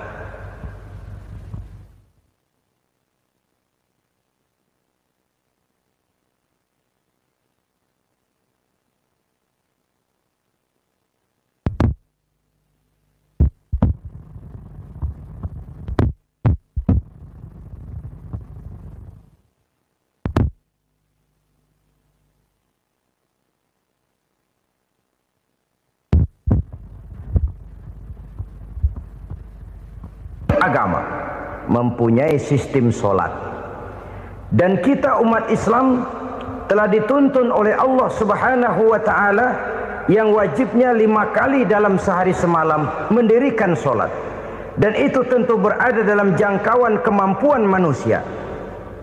Pada awalnya barangkali kita memang merasa solat itu satu kewajiban, tapi semakin kita hayati makna, manfaat dan filsafat yang terkandung di dalam ajaran solat, semakin sampai kita kepada keyakinan bahwa solat adalah keperluan kita. Sehingga pada waktu tertentu dinilai puncaknya, kita tidak lagi akan berkata saya wajib solat, tapi kita akan berkata saya perlu solat. Kalau kita sudah merasakan itu adalah keperluan kita, nah di sanalah kita baru akan merasakan ruginya kalau hal itu tidak kita laksanakan. Sepanjang kita masih berkata saya wajib sholat, kita akan lebih merasakan dia sebagai beban ketimbang sebagai keperluan. Yang jelas Allah tidak memerlukan ibadah yang kita laksanakan ini. Dengan kata lain, andai kata satu dunia penuh ini orang tidak ada yang sholat satu pun, Allah tidak akan turun dari jabatan Tuhan. Jangan lalu berpikir kalau kita ngambek se-RW kagak sembahyang Tuhan tekor kali ini ya. Tentu tidak. Itu perlunya kita, bukan perlunya Allah. Dan pada induknya kita akan berkata saya perlu agama. Kalau secara induk kita sudah memerlukan agama, maka konsep-konsep yang ada di dalam ajaran agama itu pun adalah juga merupakan keperluan kita. Baik dia bernama sholat, baik dia bernama puasa, baik dia bernama zakat, baik dia bernama haji, seluruhnya adalah keperluan kita. Dan sesuatu yang kita perlukan apabila tidak kita laksanakan akan melahirkan kerugian di dalam kehidupan. Jangan heran kalau kita membaca riwayat perjalanan hidup para salafus soleh, orang-orang soleh. Ada yang tahajud sampai 100 rakaat, ada yang sholat malam kakinya sampai bengkak. Kita sekalinya bengkak biri-biri. Ada yang sholat membaca surah dalam Al-Quran sampai khotam Quran. Kok mau? Mereka sudah merasakan itu keperluan. Itu saja soalnya.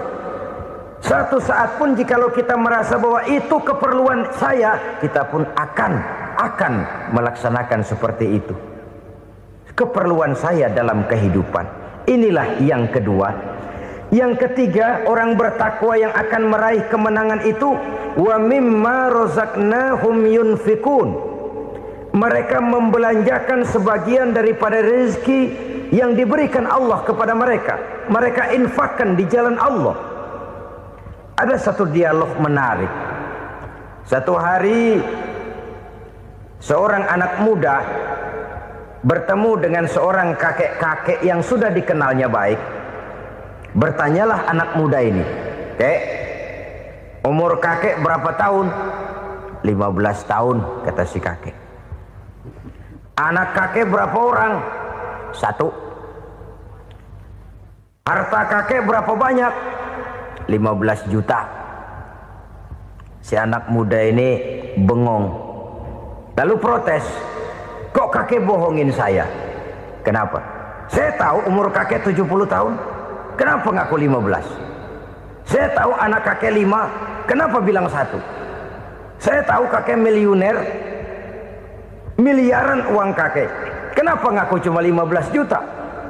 Begini, kata si kakek tadi.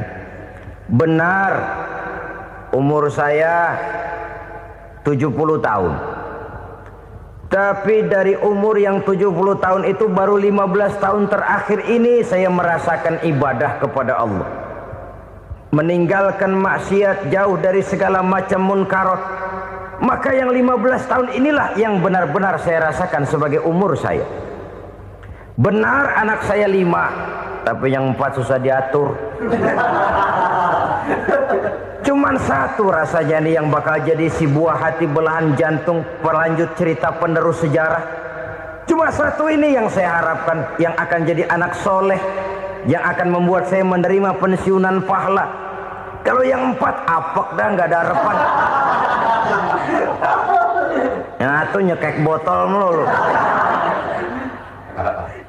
Oh begitu. Iya.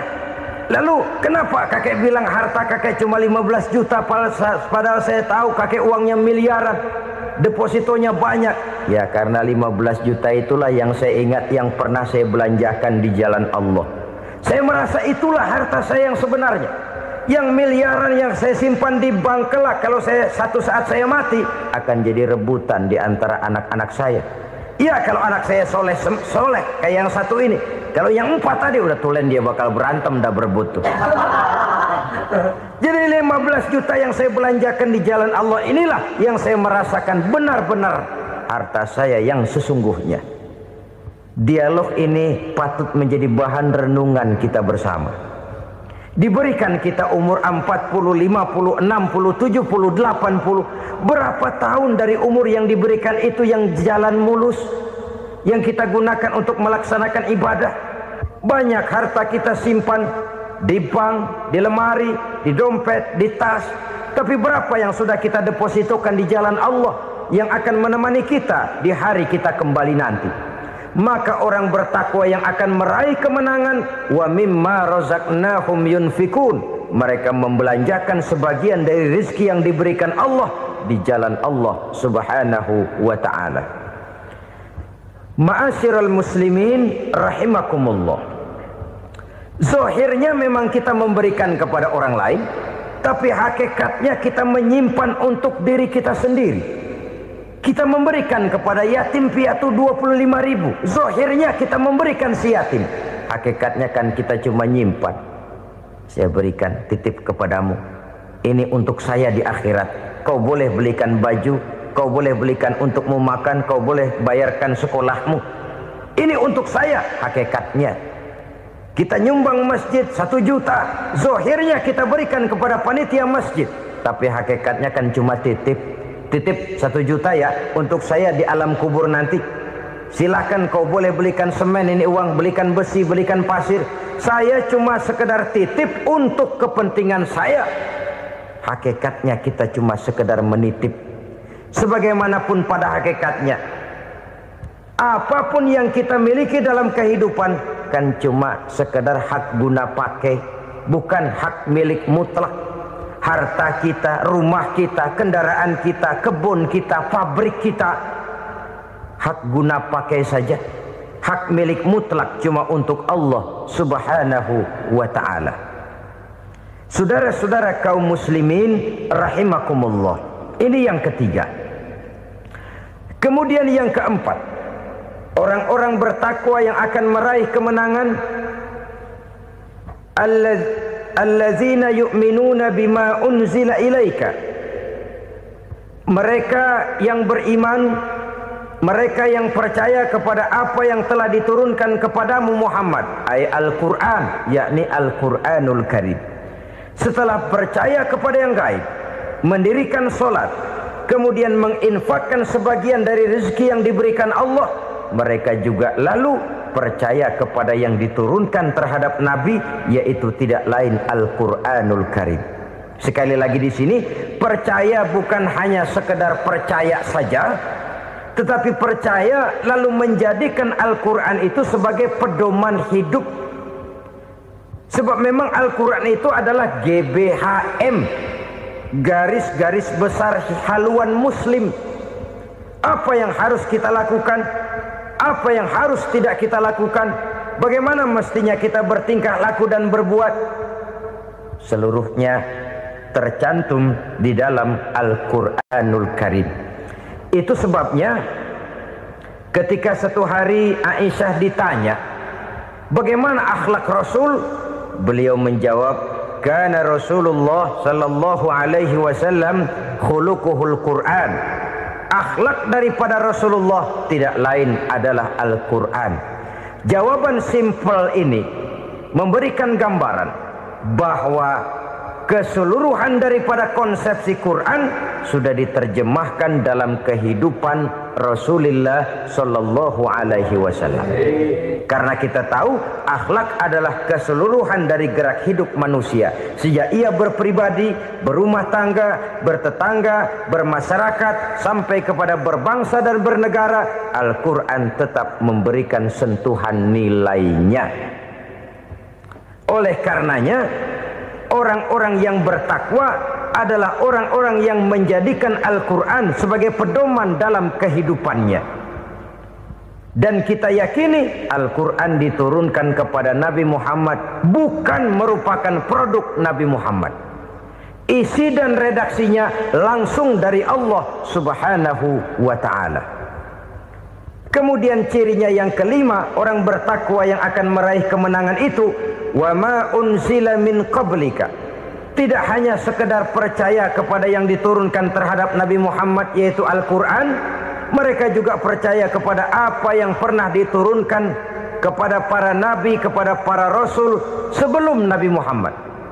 Percaya kepada adanya suhuf, percaya kepada adanya Taurat, percaya kepada adanya Injil, percaya bahwa Allah dahulunya sudah menurunkan Taurat kepada Musa, percaya bahwa Allah sudah menurunkan Injil kepada Isa, percaya Injil ada, Taurat ada, diturunkan Allah untuk Isa dan Musa, tetapi tidak wajib mengamalkannya karena kita sudah diberikan Al-Quranul Karim.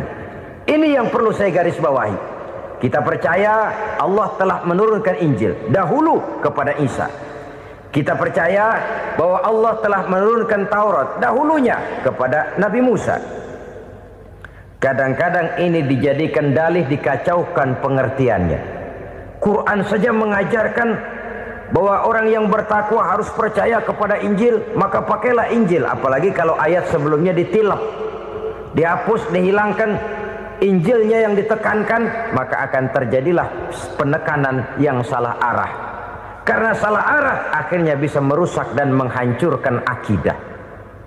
Ketika Rasul suatu saat pernah ditanya orang, "Ya Rasul, bagaimana sikap kita sebagai muslim terhadap Injil yang ada sekarang?" Beliau menjawab, "La tukadzibuhu jami'an wa la tusaddiquhu jami'an." Jangan didustakan seluruhnya, jangan juga dibenarkan semuanya. Artinya, ini sudah merupakan gambaran dari Rasul bahwa dalam Injil yang ada sekarang masih ada ajaran-ajaran tauhid yang dibawa oleh Nabi Isa dan diajarkan kepada umatnya. Tapi juga dalam Injil yang sekarang ini sudah terkena intervensi dan investasi manusiawi. Karena itu Rasul menyimpulkan, la tukadzibuhu jami'an wa la tusaddiquhu jami'an. Jangan didustakan semua, jangan dibenarkan seluruhnya. Kita memang percaya Allah telah menurunkan Injil kepada Nabi Isa dulu, tapi kita tidak wajib mengamalkan Injil. Kita percaya Allah telah menurunkan Taurat kepada Nabi Musa, tapi kita tidak wajib mengamalkan kitab ajaran Taurat. Yang wajib kita percayai dan kita amalkan hanyalah Al-Quranul Karim. Kenapa? Oleh karena baik yang ada di dalam Taurat, baik yang ada di dalam Injil, tentu tercakup di dalam Al-Quran sebagai kitab terakhir yang diturunkan oleh Allah Subhanahu wa ta'ala. Dan itu wajar. Kalau seorang pejabat mau mengeluarkan satu keputusan baru, tentu dia harus meninjau keputusan-keputusan lama. Andai kata dianggap tidak berlaku, dianggap tidak relevan lagi, maka keputusan-keputusan lama itu tentu sudah dianggap tidak berlaku. Sebagian daripada aturan-aturan dalam keputusan lama yang masih dianggap relevan tercantum dalam keputusan baru yang wajib diamalkan. Begitulah hubungannya antara Al-Quran, Taurat, Zabur, dan Injil. 4 kitab samawi yang diturunkan Allah masing-masing kepada Zabur untuk Nabi Daud, Taurat untuk Nabi Musa, dan Injil untuk Nabi Isa alaihi wassalatu wassalam. Ketiga-tiga kitab itu kita percayai adanya. Kita yakini Allah telah menurunkan Zabur, Taurat, dan Injil. Tapi kita tidak wajib mengamalkannya. Yang wajib kita mengamalkannya sekarang ini tidak lain hanyalah Al-Quranul Karim saja. Karena ia mencakup apa yang ada di dalam Zabur, apa yang ada di dalam Taurat, dan apa yang ada di dalam Injil. Keotentikannya bisa dipertanggungjawabkan. Ya, tapi kan Nabi Muhammad sudah mati 14 abad yang lalu, dan di zaman beliau Al-Quran kan belum dikodifikasikan, belum ditulis. Bagaimana keotentikannya bisa dipertanggungjawabkan? Mudah saja. Allah berjanji, inna nahnu nazzalna dzikra wa inna lahu lahafizun. Kami yang menurunkan Al-Quran dan kami yang akan menjaga dan memeliharanya. Allah turunkan Quran, Allah menjaganya. Bagaimana cara Allah menjaga Al-Quran itu? Banyaknya orang-orang yang hafaz Al-Quran. Hafaz Al-Quran 30 juz, 114 surah, 6.666 ayat. Sehingga jangankan satu kata, jangankan satu ayat, satu kalimat saja berubah, sudah akan timbul reaksi dan mudah dimengerti. Kenapa? Banyak orang-orang yang hafaz Al-Quran. Sedangkan pada setiap akhir tahun biasanya malaikat Jibril selalu mengadakan checking terhadap ayat-ayat yang diturunkan pada waktu itu. Di zaman Nabi sendiri sudah ada usaha kodifikasi. Dan yang lebih luar biasa lagi, sampai hari ini tidak seorang pun mampu membuat satu ayat saja semacam Al-Quran. Ke bahasa manapun dia diterjemahkan, naskah aslinya tetap ikut, rujukan dasarnya tetap ada. Berdasarkan itu maka tidak mungkin terjadi penyelewengan terhadap atau pemalsuan terhadap ayat-ayat Al-Quranul Karim. Kesuciannya, keotentikannya, kemurniannya bisa dipertanggungjawabkan. Ma'asyiral muslimin rahimakumullah. Oleh karenanya, konsepsi dasar daripada ajaran Islam ini memang tidak lain adalah Al-Quran dan Sunnah. Isi daripada agama Islam yang merupakan iman, Islam dan ihsan, konsepsi dasarnya tidak lain adalah Al-Quran dan Sunnah Rasulullah Sallallahu Alaihi Wasallam.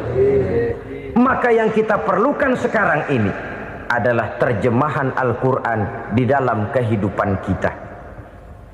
Dengan demikian, maka gaya kehidupan yang lebih Qurani itulah yang kita dambakan.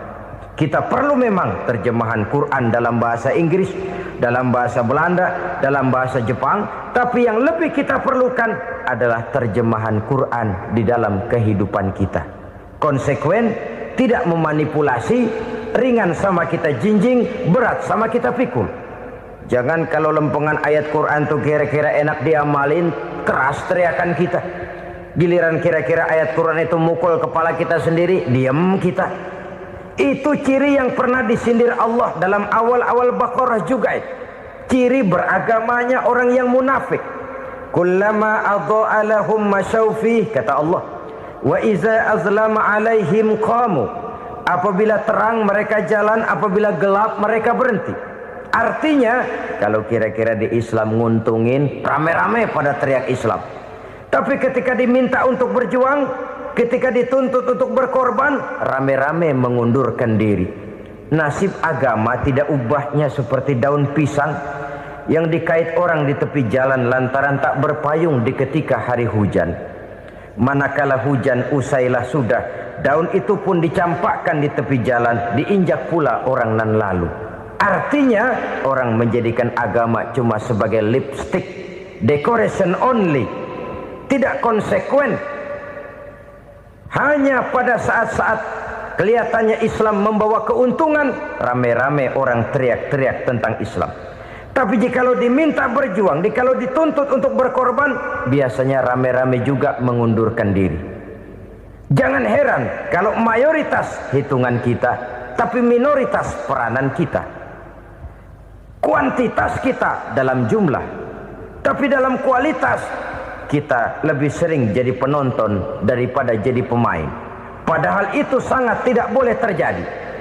Umat Islam di Indonesia harus bangkit. Umat Islam di Indonesia harus sadar akan keberadaannya. Tidak boleh hanya jadi penonton berpangku tangan, karena memang agama kita juga mengajarkan untuk konsekuen di dalam menjabarkan ajaran-ajaran daripada agama kita. Kita sering jatuh menjadi umat yang lemah oleh karena kita ini tidak pandai menggalang kebersamaan yang diakibatkan tidak konsekuennya kita. Diistilahkan bahwa umat Islam di dalam menggalang kebersamaannya itu harus seperti orang main sepak bola. Saudara-saudara kan tahu orang main sepak bola itu. Orang main sepak bola, kalau pertandingan belum dimulai sih silakan saja kumpul di luar lapangan, atur strategi yang baik. Tapi kalau pertandingan sudah dimulai, turun ke lapangan hijau, jangan kumpul terus. Ada sepak bola gotong royong, mundur-mundur rame-rame, depan ke depan kumpul melulu mainnya. Kalah. Orang main sepak bola itu ya harus ada penyerang tengah, harus ada penjaga gawang, harus ada strikernya, harus ada kiri luarnya, kanan dalamnya yang jadi backnya. Posisi boleh bermacam-macam, tapi yang penting saling ngoper untuk menggolkan gawang lawan. Begitulah umat Islam ini. Boleh ada yang jadi pejabat, boleh ada yang jadi pengusaha, boleh ada yang jadi petani, silakan ada yang jadi seniman, ada yang jadi penyair, ada yang jadi artis sekalipun. Tapi kalau sudah berhasil menguasai bola, jangan lupa operannya. Operan itu yang langka. Kita ini muslim kadang-kadang kalau sudah memegang menguasai bola, kalau belum mau mampus, belum mau ngoper. Nanti kalau sudah nggak punya bola, baru mau ngoper. Kalau sudah dengar-dengar mau dekat pensiun, baru mau jihad, baru mau berjuang, baru mau ngurus pesantren. Tanda tangan sudah tidak laku, memo sudah tidak dihargai, baru mau berjuang. Kemarin kemana mas? Kita tidak pandai memanfaatkan posisi. Dengan kata lain, kalau kembali kepada persoalan kita, konsekuensi kita terhadap agama yang kita anut ini belum ideal. Kita masih lebih sering berislam ini pada saat-saat yang menurut perhitungan kita membawa keuntungan. Tapi kalau diminta berjuang, dituntut berkorban, yang itu pun hakikatnya adalah untuk kepentingan kita juga. Allah tidak pernah menuntut kita untuk jihad bagi kepentingan Allah, itu tidak.